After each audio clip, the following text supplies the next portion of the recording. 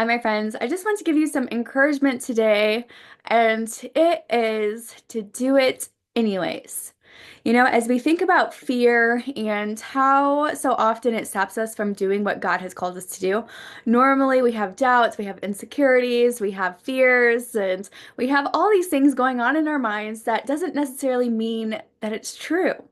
And so I really want you to consider what might your fears be. Right? I remember I had the fear of rejection. And normally it comes down to one of two things, either the fear of rejection or the fear of abandonment. But for me, the fear of rejection was because I was already rejected by those I felt loved me or were supposed to love me. And when that didn't happen in my mind as the way that I would have presumed it to be, right? Because we can all have expectations, hidden expectations that we don't even know that we might place on others.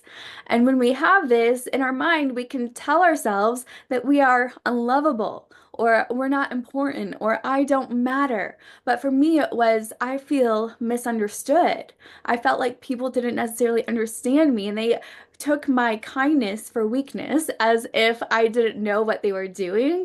And so I ended up getting into wrong relationships with other people based on my own insecurities and fears.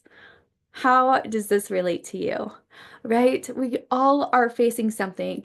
And so I want you to think about what are those fears that hold you back from doing maybe what God has put in your heart to do, right? Because we all hit roadblocks. We all hit barriers. There are always obstacles to overcome.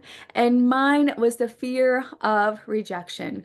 And it wasn't just by men, but it was really mostly by women. And so that is why I joined Mary Kay.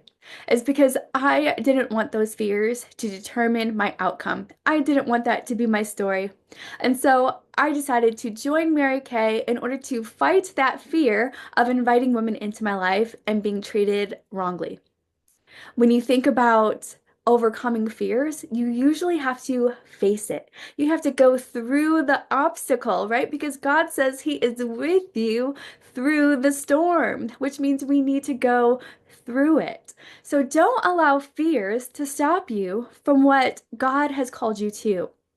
How do I know that God has called me to Mary Kay? Well, after I had joined up, I had asked God, God, how do you see me in Mary Kay? And as I was walking into this group, they ended up saying, there's your folders on the side. Go ahead and grab one and have a seat. Well, before I even went in the building, right, I asked God, God, I need to know how you see me in Mary Kay because I want your vision for why I'm here. And as I went in and I went to go look for my folder, my name was not on any folder.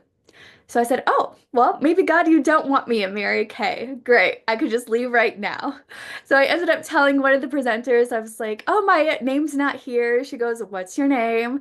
And I say, Eva Jenkins. And at that time, I was following a national sales director, and her name is Pamela Shaw. Well, she looks at the folders and she goes, oh, here's your folder right here. And I look at the name and it says Eva Shaw. So I'm not sure how God speaks to you, but God was speaking to me in that moment, and He was telling me, I see you as a national. Now, that is my why as to why I've continued to stay in Mary Kay, because I know He has a purpose and a plan for me here, and it's not just for Mary Kay, but it's for future generations to come. It's for every woman to feel empowered in order to have an income for themselves and their families, and the vision in Mary Kay is huge. If you haven't heard about it, I really do suggest PMing me. I don't know what people are saying these days. PM me, DM me, whatever it is.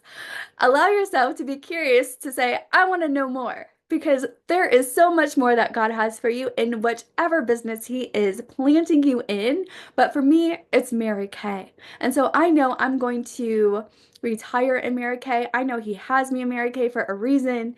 And so I want to invite women into my life in order to do this new generational legacy together. That we are going to give back, we are going to impact our families, we're going to impact our communities, we're going to go out and make a difference.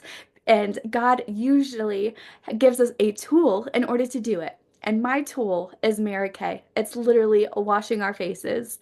And so that is why I have continued to stay in Mary Kay. I've been in it for 8 years now. And I have an amazing sales director, Ann Sherman, who has been in the business for 49 years.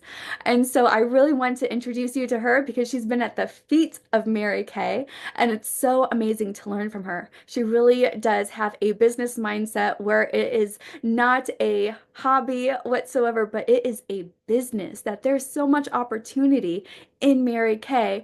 And Mary Kay's biggest compliment is people not knowing God when they come to a facial, but then they leave knowing a little bit more about Him. And those who are invited to church because of a Mary Kay consultant inviting them where they would have never gone to church. We are literally invited in people's homes where we talk about God, where we share our testimony. So I always share my testimony about God and how He's brought me to Mary Kay. And so it's always so amazing to see just a little bit more hope in people and help build their confidence through being in their space, in their home through Mary Kay. It really is a seed planter. And so if you are even a little bit curious as to like, well, how could I do this too? I want you to reach out. I would love to help you because I am building a team of every single woman in 50 states in America. I want the biggest team where it is dream big or go home, right? God calls us to dream big dreams, and that is what I'm going to do. And so I really want you to join me. I have a little gift for you if you are interested in even hearing about the opportunity. And so I want to just leave this encouragement with you because God has put a dream inside of your heart. He is the one who will see it through. You don't have to worry about striving. You don't have to worry about putting in the work because He is the one who will bring it to fruition. You can trust in Him, and He is faithful. So, my friends, I hope this has encouraged you today to just think about how He's already planted those dreams inside of your heart. And do you know what? Dream big with God because He will not disappoint you. Well, I hope to connect with you. Reach out to me if you have any questions. Let's dream our dreams together.